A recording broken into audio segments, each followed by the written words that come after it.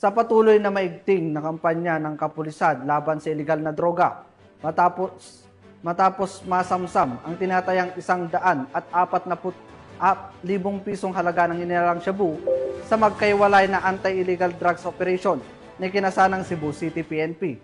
Patrolwoman Flora May Azares sa report. Halos 140,000 pisong halaga ng hinihinalang shabu ang nasamsam sa dalawang magkahiwalay na buy-bust operation na isinagawa ng operatiba ng Police Station 7 Cebu City Police Office nitong Hunyo ng taong kasalukuyan.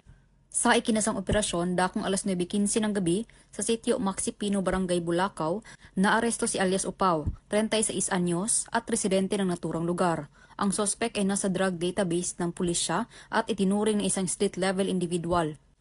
Nakumpiska sa sospek ang 9 pakete ng hinihinalang shabu na tumitimbang sa 10.28 gramo at may standard drug price na 69,904 pesos at buy-bust money.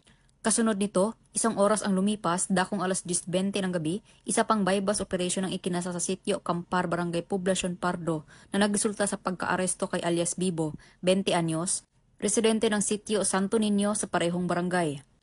Ang nasabing sospek ay kabilang rin sa drug watchlist ay nasakote matapos makuha mula sa kanya ang 7 maliit at 2 medium-size na pakete ng hinihinalang shabu na may kabuang bigat na 10.20 gramo at may halagang 69,360 pesos at buy-bust money.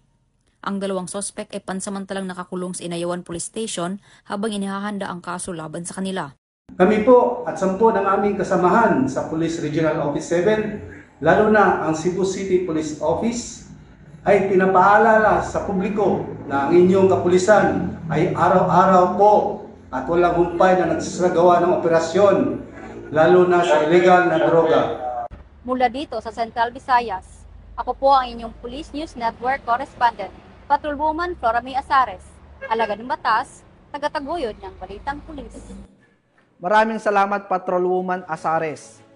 Personal na binisita ni PNP Chief Police Gen.